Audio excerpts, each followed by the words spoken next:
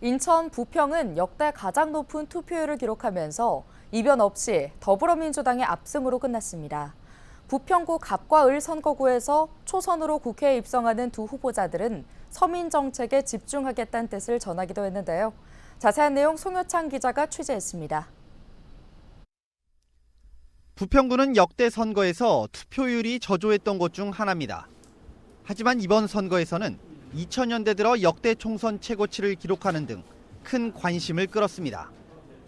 역대 투표율을 보면 2000년에 치러진 16대 총선에서는 52.3%를 기록했습니다. 17대 총선은 58.1%로 5%포인트 이상 올랐지만 4년 뒤인 18대 총선에서는 41.6%로 가장 낮은 수치를 보이기도 했습니다. 이후 19대부터 50.6%로 다시 50%대를 기록한 이후 20대에는 55%, 21대에는 62.3%로 첫 60%대 투표율을 기록했습니다. 이번 선거에서는 64.5%로 가장 높은 투표율을 보였습니다. 이처럼 유권자들을 투표소로 이끈 힘은 무엇일까? 전문가들은 명룡대전 등의 전국적 관심과 함께 정치 신인들의 등장이 복합작용한 결과로 풀이하고 있습니다.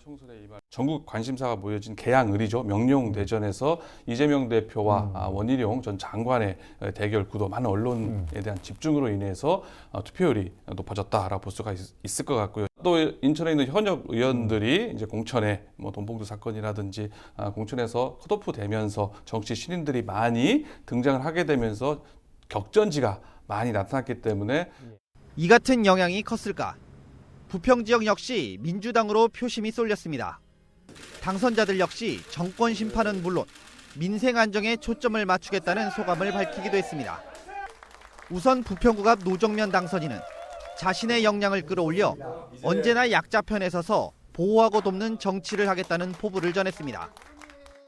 작게는 우리 동네, 또 조금 더 키우면 부평의 발전, 그리고 또 한 축에서는 지난 2년에 대한 냉정한 평가, 이 두 가지가 잘 조화될 수 있도록 일의 선후를 따져서 우리 국민 여러분들과 상의해서 먼저 할 일들을 찾아볼 생각입니다. 부평구을 박선원 당선인 역시 윤석열 정권 심판과 민생 경제 회복을 바라는 부평 주민의 승리라며 국민의 삶을 보호하고 살펴 부평 행복 시대를 열겠다고 전했습니다. 우선 민생 경제가 가장 중요합니다. 그래서 우리 당에서 이번 총선 공약으로 내놓은 것이 있습니다. 바로 1인당 25만 원 민생회복지원금을 지역화폐 형태로 지급하도록 하겠다라고 하는 것을 가장 첫 번째 과제로 실행함으로써 우리 중산층과 서민의 어깨를 조금이라도 펴드리겠습니다.